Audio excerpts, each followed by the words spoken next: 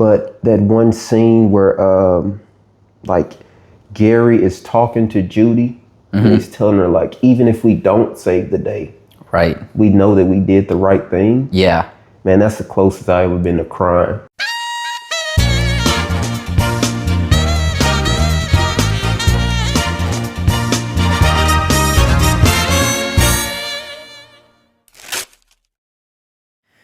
All right, so what's been new? Thanksgiving, man. Yeah, happy Thanksgiving, man. Same to you. How was yours? What happened? Well, the night before Stranger Things season 4 came out, so I ended up like staying up most of the night binging that. But then the next day, Thanksgiving, you know, it was a normal family event. You know, nothing really much went on. Tried to avoid awkward political conversations. You know, that usually happens at Thanksgiving. Only a few times where my family members mentioned like liberal this, liberal that. You know, the big conservatives over there. Yeah. So, you know, they love to, you know, poke fun at the liberals, you know. So you just kind of got to sit there and be like, you know, you just got to kind of sit there and take it, laugh along with them and whatnot, you know. Yeah. What about you? You know, I wouldn't say that was my experience. I don't think my family know enough about politics to really. Oh, my family doesn't know shit about politics, but they got opinions, that's for sure. They got opinions. Well, shit, everybody got opinions. That's what I'm saying. They hate liberals, they but don't know what the hell they talking about. No, they don't know. I mean, they brought up Sydney Sweeney, or whatever that girl's name is, like the Jean, the like her looking white girl. Yeah, like her. Well, I wouldn't say average. I mean, you know what I'm saying? She got some honkers on her, you know. But you know, they brought her up about, I guess, her controversy, you know, whatnot. But you just kind of got to sit there and, you know, let it run its course. Yeah. You know, it's funny when somebody's saying some shit you disagree with. Right. And you just gotta have to sit there and you just gotta kind of fucking act like you agree. Right, exactly. You know? Yeah, just kind of move along, because I don't know about you, but the last thing I'm trying to do on Thanksgiving is just argue with family on I don't do politics. That shit, man. We had fun, man. Yeah, I'll rage bait. A lot of fucking food. Yeah, man. Yeah. Like, I mean, that's the name of the game. We had roasting potatoes, fried chicken, baked chicken, ham. Fuck. Holy. I said, shit, man. If a vegan came in here right now, they would be pissed. They'll pass out. Real shit. Yeah, we just had like ham. We didn't even have turkey. I mean, personally, I think turkey is just overrated. It's, you know. Yeah, it ain't good. You know, ham on the other hand, ham is pretty good. But relatively. Virgil was at my Thanksgiving thing. Yeah. And the first thing he said was, man, this fucking turkey good as fuck. Oh, for real? It was also, y'all had turkey too? Oh, yeah. Oh, okay. Yeah. Yeah, ham, you know, mac and cheese, dressing, stuffing, whatever you call it, rolls. You know, you gotta have, I mean, they always, you know, white people love their casseroles. So there's a couple different casseroles in there, you know what I'm saying? Yeah, we ain't have no casseroles. Yeah, man. No, there's like fucking. We don't do that shit. There's like green bean casserole or something like that. And I was like, I ain't never even seen that shit in my life. I never added it to my plate. I've never even tasted it. I'm just thinking, you know. Yeah, we didn't miss a meat though. No. We had all the meats. Yeah, like Arby's. Real shit. Your place Thanksgiving was like Arby's. Real shit. We got the meat. All right, man. What's on the agenda today? Zootopia 2. Zootopia 2. What would you say is the main theme of the movie? What would you say it comes down to? If you had to put down to one word, what is it talking about? One word? One word, or just, or maybe a few. difficult. Maybe a few. You know, just like a few like punchlines. Like, what is it talking about? I guess. Yeah, if I had to go in one direction, I think it's talking about the struggle of doing what's right. Yeah. Specifically with Judy and Nick, I'm guessing, and also, I mean, every other character. Every other character, especially like Paul Burr or whatever his name is. Yeah, but Gary too, because he's essentially putting his life on the line. Yeah. Like, it's a big sacrifice for what he's trying to do.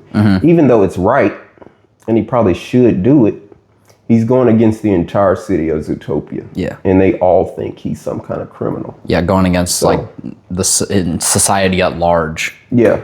You know. Yeah, every character does that. I mean, Paubert is wrestling with doing what's right. He knows what's right. He said he knows what's right, but he just wants to be accepted by his tribe. I didn't get that from Paubert, man. For real? No. I thought he knew that he was like, when he switched up at the end, when he switched up, I thought I remember him saying that he knows that the right thing to do is to, shed light on the truth, but he doesn't care. Yeah. Because he's more focused on being accepted by his family. The way I remember it, after he stabbed Judy Hopps, which was very surprising to me. I ain't gonna lie. I kind of seen it coming. I thought initially, right away when I saw him that he was like a bad guy. It took a little bit longer, I guess, than I thought it was going to take. Like I thought he was just going to be a bad guy off rip. Yeah. But yeah. I want to talk about that. But when he stabbed Judy Hopps, Judy gives him the whole speech. You can do what's right. Right. And he says, I don't want to do what's right. I don't. So that's what I'm saying. He knows what's right. He knows what's right, but he doesn't. But I don't think he has any intentions of. That's what I agree. Yeah. I agree. I think he knows. He's not like ignorant to what's right, or he thinks that his family is right. He knows that his family is wrong, but he doesn't care. He doesn't care. He doesn't care at all. That's what it is. He's way more intrigued and wants to be accepted by his family and accepted by his tribe. And so, I think that the movie really comes down to tribalism. The entire franchise, really. For sure. The first movie is Predator versus Prey, and then the second movie is mammals versus reptiles. And it really shows, I feel like it really shows, like as a society, that we will always find tribes and we'll always, be against each other. If we get rid of, it could be something as simple as white versus black, but even if you got rid of that, if you had a country that was only white people, they would still form different tribes. You're going to find something to argue about. Hair color, eye color, height, sex, anything. You're always going to find a way to divide.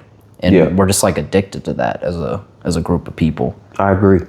But I think this movie is potentially contradicting itself. How so? And I hate to say it. The reason that Paubert, is that his name? Yeah, Paubert. The reason that his twist is so shocking to me. Yeah. Because I could not fathom that they would make all of the lynxes evil. We don't see any of them be good. At all. And if I was an animal that lived in Zootopia, I would just avoid them. You think so? Yeah, I mean, we didn't see none of them be good. Not at all. Yeah. And the movie is supposed to be making the point. Like the first one makes the point.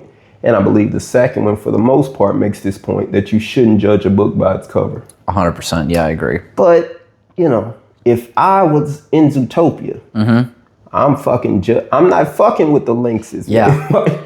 I'm judging them by their cover, Yeah.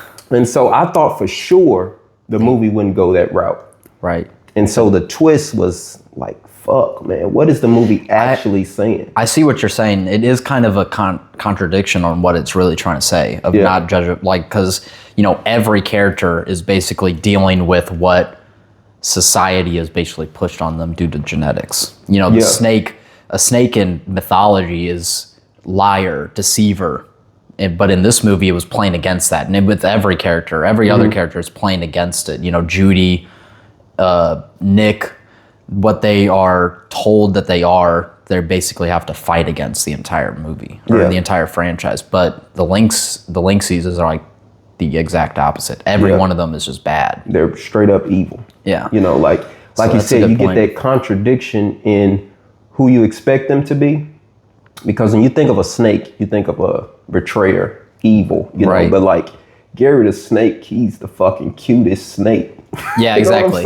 He even lost one of his fangs. I swear. He's really the moral rock. He never wavers. There's never a point throughout the entire movie where once you get to know him, once he starts talking, that you ever question his morality and his choices. He's really like the rock. Whereas Nick, you kind of question is he in it for the right reasons? Is he really just there for Judy, or is he there? That's a good point. I mean, I think maybe his instinct is, because him as a character, his instinct is to avoid whereas Judy is to run through a wall.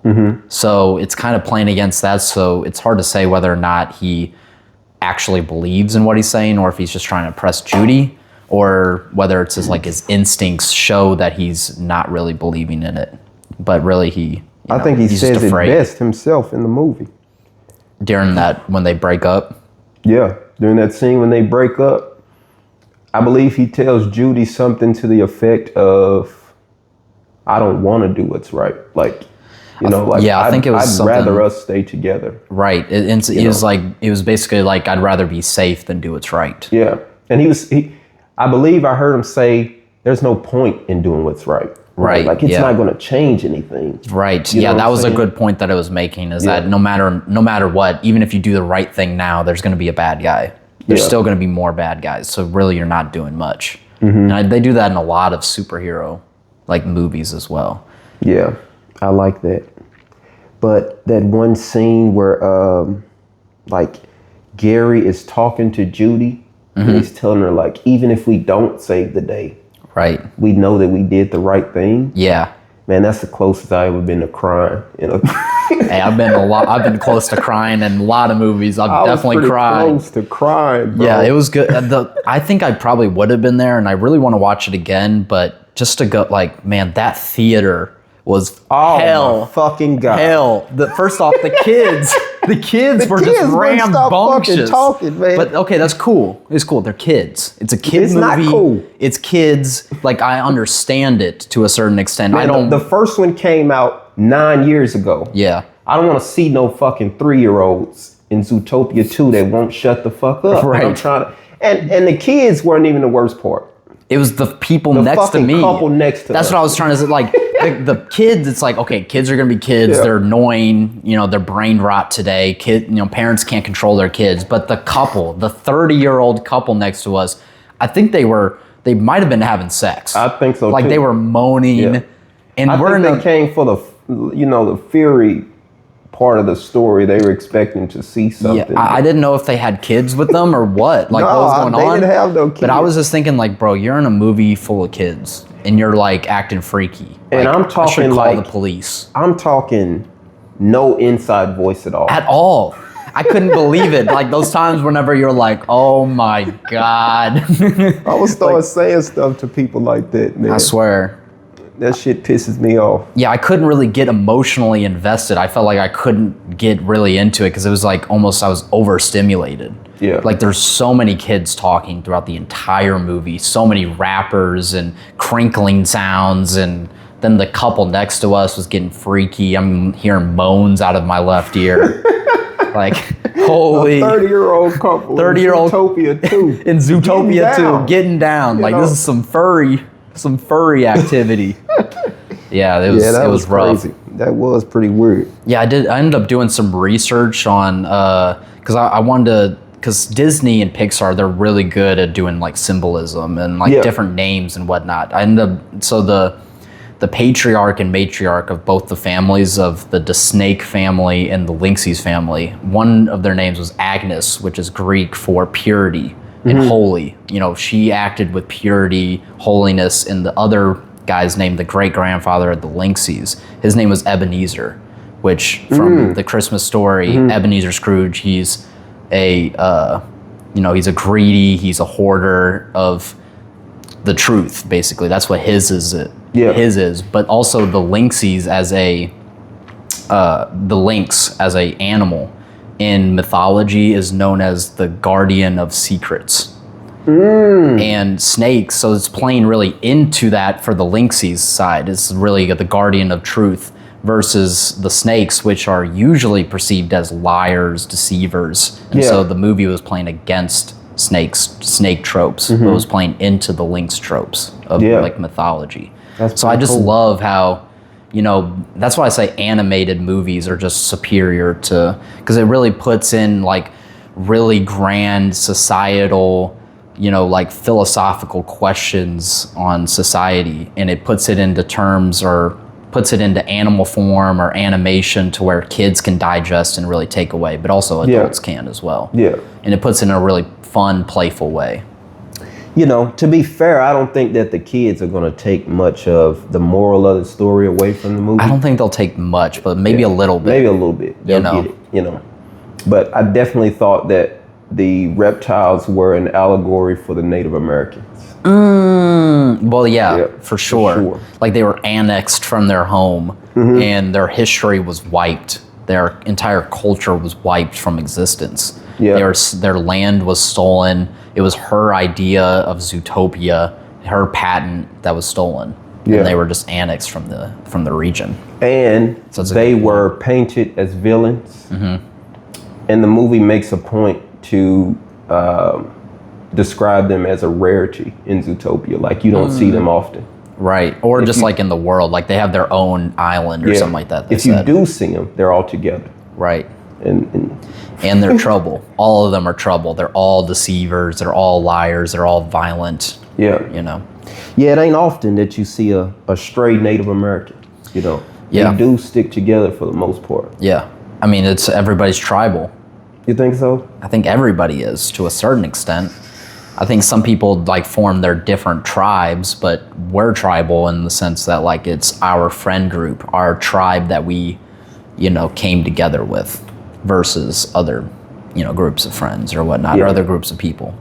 So people like form their own tribes, but some people are just simple-minded and they choose, you know, like a race. They choose a characteristic of somebody to be tribal with. Yeah. I think everyone in this film is looking for a sense of belonging. Acceptance, yeah. Yeah. Like, Nick says to Judy, "You're my pack." No, even though she's a bunny. Right. And, you know, they wouldn't generally be considered great partners for each other. That's his sense of belonging. Yeah. That's why he goes along, and I don't think he ever wants to. When they're offered to just drive away, his instinct he keeps going back to it. Yeah, his instinct is to cut and run. Yeah, you know, he just wants to be happy with Judy. You know, but Judy, her sense of belonging is to the police academy, doing what's right. Yeah, she wants to prove that she's a capable officer. I believe is her main motivation, and that's where she wants to belong. Yeah. Yeah, she wants to overcome her genetics, basically all the expectations put on her due to her genetics, her being a non-predator, being small, being, you know, can she take care of herself as a police officer? Yeah. Which, I don't know, man. Have you seen the first one? I actually didn't see the first one. I just watched recaps of the first one. Well, the first one is making that exact point, right?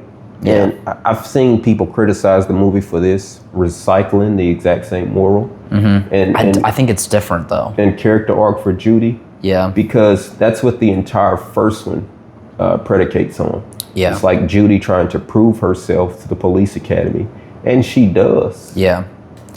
But this time it's like, it's almost like, okay, first time you're lucky. They kind of say that in the movie. Like, I think some of the side characters, like the zebras or whatever, I can't remember which one, but they basically told her, like, yeah, you're lucky, you got one.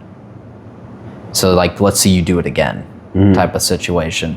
But I think also, yeah, I see, like, how her plot and her development is kind of recycled or whatnot, but I think it's I didn't see the first one exactly, but it's almost to a greater extent.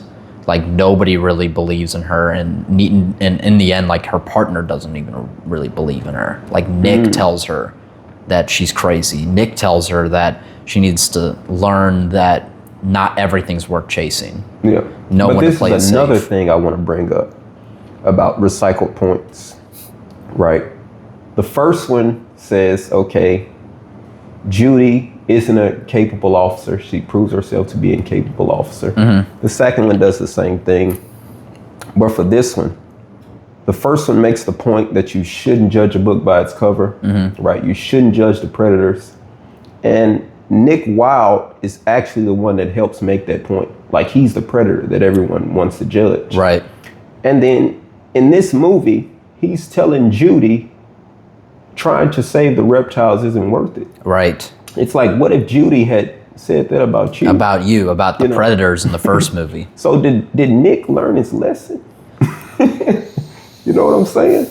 I mean, I think that he didn't necessarily learn his lesson, but that's also another development that people go through. It's like, okay, well, I'm accepted, but are you willing to accept other people that you are tribal against? Like, just because I'm accepted doesn't mean that I understand the moral equivalent against everybody else. Like, let's say, like, blue people were, told to be violent or whatnot, and you're a blue person, you're like, okay, good, that's cool. But when you were younger or whatnot, you were just told about the purple people, that they were doing this, that, and the third. And so you just have your own, moral qualms against other groups of people. So it's like he had to learn his lesson on the other end. He wasn't the one that's being judged based off his genetics. So this is his real first time having to overcome his stereotypes against some other group of people. You know, he didn't really have to go through that the first film. He was the one that was being judged. So it's a little different. I can understand it. It's definitely not like a good trait to have for him. I wouldn't say so, specifically because I don't think the reptiles do anything to him. Like, if it were a personal hate, then I could understand. Right. It's just like passed down hate. Yeah, he's doing exactly what was done to him. Yeah, exactly, yeah. Like, what did you learn your lesson or not? Well, I think that maybe that was his lesson in this film. Maybe like that wasn't his lesson in the first film. That was his lesson in the second one, is like, okay, well, it benefited you what Judy did for you and your, and other predators. But what if you're on the other receiving end and you've been told these lies constantly? Are you willing to believe it? Yeah, that's true. Another thing I want to talk about with this movie is allyship. Right? Yeah. What do you think true allyship looks like? Because when I watch this movie, and the twist completely surprises me, because I feel like Gary the Snake really trusts Paubert. Yeah. Like, he doesn't suspect at all that he's going to turn on him. Right. And I almost feel that he should, because his family is the cause of their exile, the reptiles' exile. Yeah, he should be a little. He should be a little, Right. So at what point do you step back, or what do you consider true allyship? Well, we didn't get to see any of the background. Like, we didn't get to see when they met. How did they, it could have been like a thing where bad writing, where they met right away and trusted each other right away. Or it was like, man, this Paubert knew Jake for months or years or something like that, and kind of like built over time trust. And then when the final battle or the final mystery quest was going on, that's when he finally turned. But maybe he was just playing the long game. So at that point, it's like, at some point, like, if your family did my family wrong, but you've been good to me for a year and been basically feeding in my ear, my family's bad, I'm your friend, it's okay. Then at some point you got to believe, right? Yeah. I almost feel like it would have just made more sense for Paubert to go on this journey alone. Because he wants the exact same thing that Gary wants. Right. And it's to rewrite the history of Zootopia. Yeah. Or the image of Zootopia. Right. Now, or he's lying about it. Yeah. And Gary's telling the truth. Right. But the image is to be rewrote either way. And I feel like it almost would make more sense if he just went on this journey alone. Instead of like using Gary to get him to. How did they end up figuring it out? Like, do you think that he could have figured it out without Jake? Did Jake have insider information that he wouldn't have been able to get? Gary, you mean? Yeah, like, did Gary have insider information that Paubert couldn't have got, and so he wouldn't have been able to get it on his own? I think Gary was able to. He was able to draw up the location. But he also needed, because they wouldn't have known the location without the book. Yeah. So he needed Gary, kind of. Where was the book? Like, Well, the book. Well, the like book the Linksley family had the book, but it could only be seen by a fire or a warm snake under a fire, like that specific snake breed under a fire. Like it couldn't even be any snake. It was only his specific snake breed that could see it. Interesting. Okay. So he kind of did need him. Yeah. At that point, because I guess that would be the location of where it was. And they just wanted to burn the letter. I guess he probably met Gary on his quest and realized, okay, if this guy leads me to the location, I can burn the letter and they'll never be. And Gary probably trusted him because I'm guessing Paubert was probably his way in to be able to steal the book. Like have the insider information at the gala that was being attended and, you know, be able to get him in. So it's probably one of those things where maybe he didn't trust him fully, but it was, you know, a mutual, you know, arrangement. Yeah. Do you think this movie could have been better if another animal was the twist villain? If another animal was the twist villain. I'll just give you some ideas of what I think, right? Yeah. I think that we could have had a reptile be the twist villain. And their motive could have been they dislike Gary's actions because he's trying to assimilate into the culture that destroyed them once. Right. I believe you could have had an Arctic animal be the twist villain. Yeah. Because they want to keep the snowy landscapes. Right. And that's what the Linksley family is using to push the reptiles out. Yeah. And you maybe just could have had a mammal because they want to keep the status quo of Zootopia. Yeah, like I think if maybe like they brought in one of the, like when they went to the swamp area and they brought in one of the reptiles as like a friend, as like a part of the group, and he's the one that betrayed. Yeah. You know, that probably could like have been a bit better. What was that thing, like a gecko?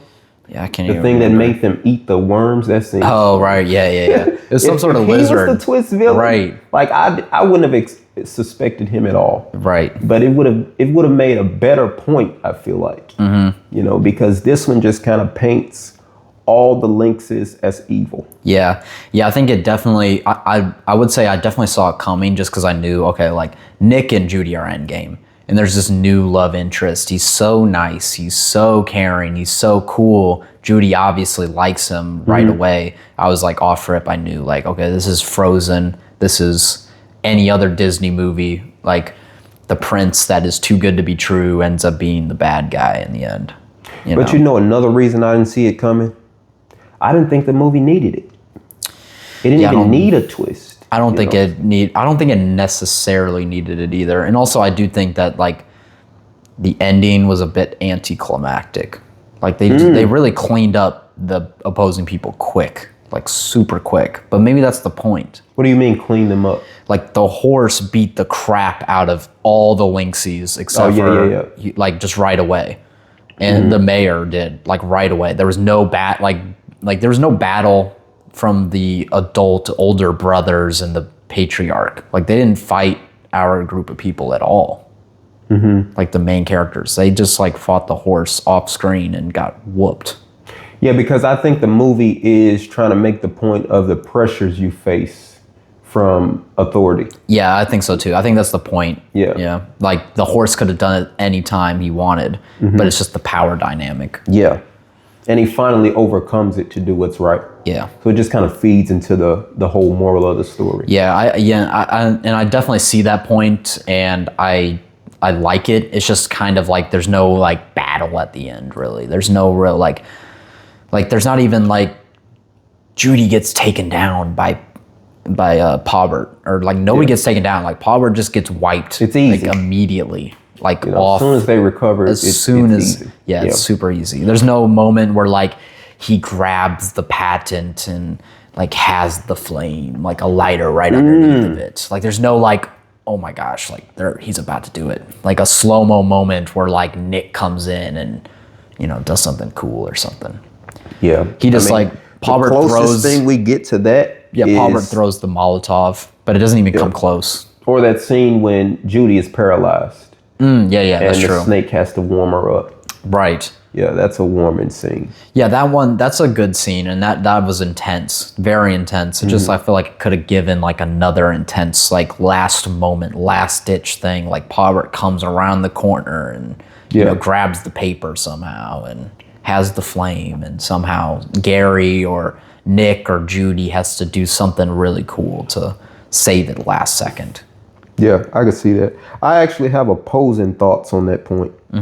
I wish the movie wrapped up sooner after the twist. Well, I do too. We spent too much time with the villain, and he kind of becomes laughable when at first it's really like intense and scary. Right. But towards the end, we just see him lose. But yeah, that's what I'm saying. I feel like it's just wasted. But like, there's no, like, it's almost just like a waste. Like the way they went about it, it should have been shorter. But if they just made it more, he's a more intense villain. He does more. He's just a bigger villain. Then you could keep the length if you just did something cooler with them. But they just like basically made them laughing stocks for the last act of the movie. Yeah, and so it just ended up being too long. I agree. Yeah, that's something that knocks it down. I also think something that knocks it down is somewhat the comedy. I don't think the comedy hits I really do like the comedy, but I don't think it's quite as good as some other major Disney Pixar movies that I've seen. It's a little bit more childish sometimes. I feel like there's a lot of comedy that doesn't hit. Yeah. But the shit that does hit is amazing. It's pretty cool. Like the mouse. You remember that mouse scene? You knocked the fucking head off. Yeah. I know it. That scene is cool. The scene with Clark, the little mouse. Oh yeah, that's right. Yeah, the Clark, the mouse. Yeah, that was great. Scene is funny. Yeah, I think that the comedy in this movie is pretty good. It's pretty good because, like, as an adult, I chuckled a few times. Same. And there are like actual comedy films, like R-rated comedy films that I don't laugh at. Yeah, I agree. So, yeah, I agree. It's definitely pretty good. It's just like, I guess we'll wait till the rating at the end, but let's just say it's not 10 out of 10. So some of it is like the comedy lacks a little bit, like slightly. And then also it kind of drags at the end, or is kind of laughable near the end. It doesn't have like the highest of stakes near the end. It's kind of like it reminds me a little bit of Paddington, that newer Paddington movie. A little bit, to where it's way better than Paddington. Way better. I mean, I'll just say it's easy. I mean, this movie's easily in my top 10. I'll say later where it's at in the top 10. But, I agree. But Paddington was a garbage, like bottom 10 movie. And I hate that so much, man, because the second one is so good, man. Might be the greatest movie ever made. I love that bird, man. Might be the best movie ever. Yeah, I agree. I agree with some of your points about the pacing. Yeah. Towards the third act.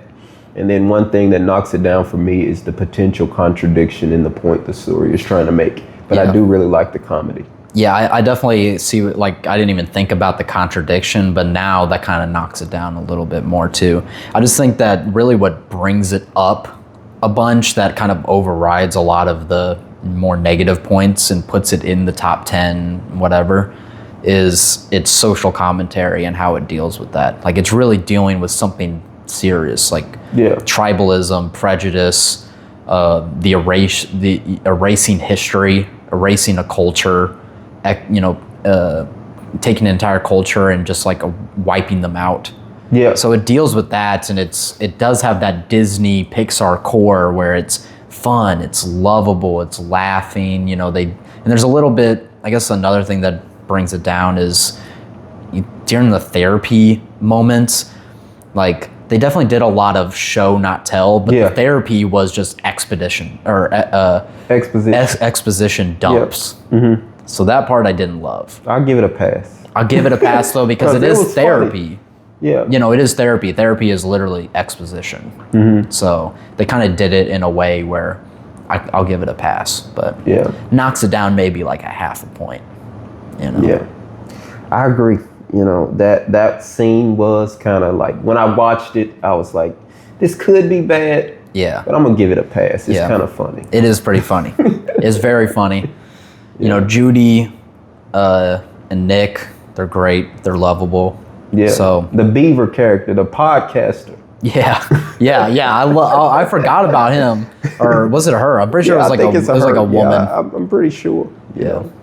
But yeah, she was hilarious. She was like the typical, conspiracy theorist, like, podcaster. So it was kind of funny, you know. And she saved the day, like a little relatable. I would say she was unstoppable.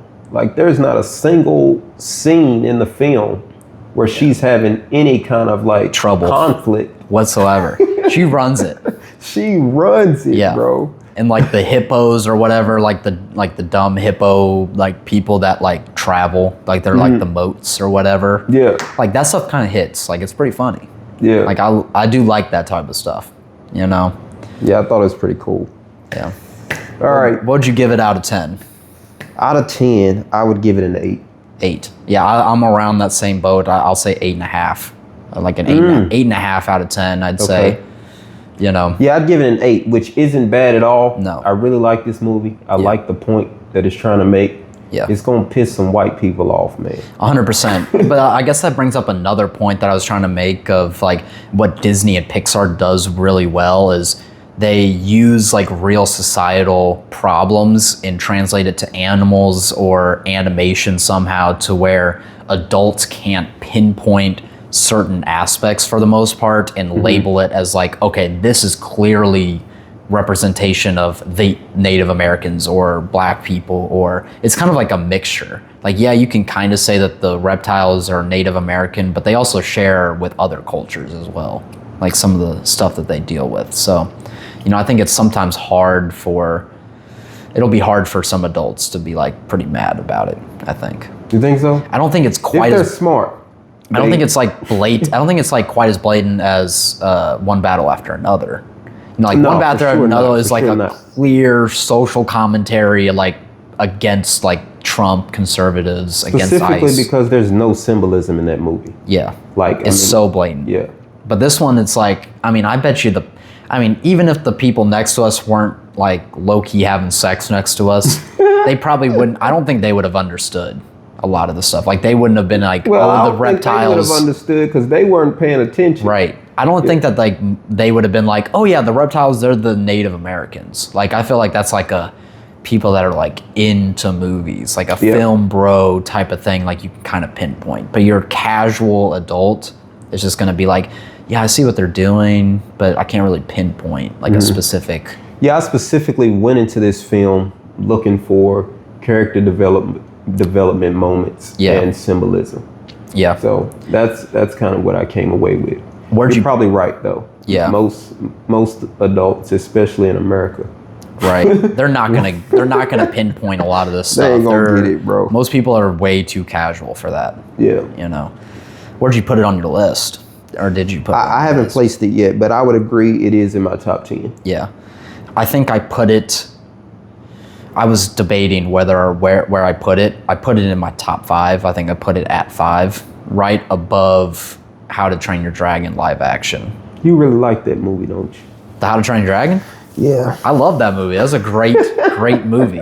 But I put it below, The Long Walk. I put it below Sinners and what's it called? Truth and Treason. And what's that other one? One Battle? One Battle, yeah. I put that all under it. But I love animated movies. Like I get it.